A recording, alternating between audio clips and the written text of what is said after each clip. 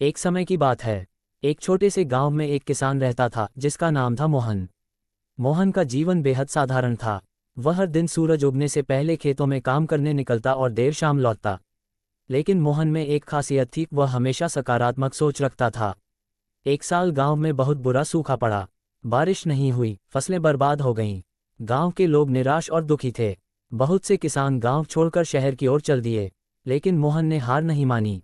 उसने सोचा, अगर मैं मेहनत करूंगा तो किसी न किसी तरह रास्ता निकल आएगा। उसने अपने खेत की मिट्टी को खुद ही ठीक करना शुरू किया। उसने अपने पुराने बीजों को साफ किया और गांव के तालाब से पानी लाकर खेत को सींचा। लोग उसका मजाक उड़ाते थे। कहते, तू क्यों इतनी मेहनत कर रहा है? बारिश नहीं होगी, कुछ नहीं उगेगा। लेकिन मोहन ने सबकी बातों पर ध्यान नहीं दिया। उसने हर दिन थोड़ा थोड़ा काम किया। जब सब खेत छोड़कर बैठे थे, मोहन ने खेत को सजाया, खाद डाली और उम्मीद नहीं छोड़ी। धीरे धीरे उसके खेत में हरी भरी घास उगने लगी। फिर एक दिन आसमान में बादल छाए। आखिरकार बारिश हुई। गांव में हर कोई हैरान था, क्योंकि सिर्फ मोहन का खेत तैयार था और फसल पकने लगी। गांव वालों ने मोहन से पूछा, तुम्हें कैसे विश्वास था कि बारिश होगी और फसल उगेगी? मोहन मुस्कुराया और बोला, सकारात्मक सोच ही वो ताकत है जो मुश्किल हालात में भी उम्मीद बनाए रखती है। अगर हम सोचेंगे कि कुछ अच्छा होगा तो वही होगा।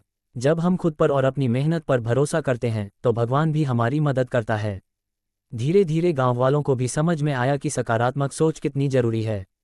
अगले साल जब फिर से संकट आया, गांव वालों ने मोहन के जैसे उम्मीद बनाए रखी। उन्होंने भी मेहनत की और उस साल गांव की फसल सबसे अच्छी हुई। कहानी से सीख, सकारात्मक सोच सिर्फ सोच नहीं बल्कि जीने का तरीका है।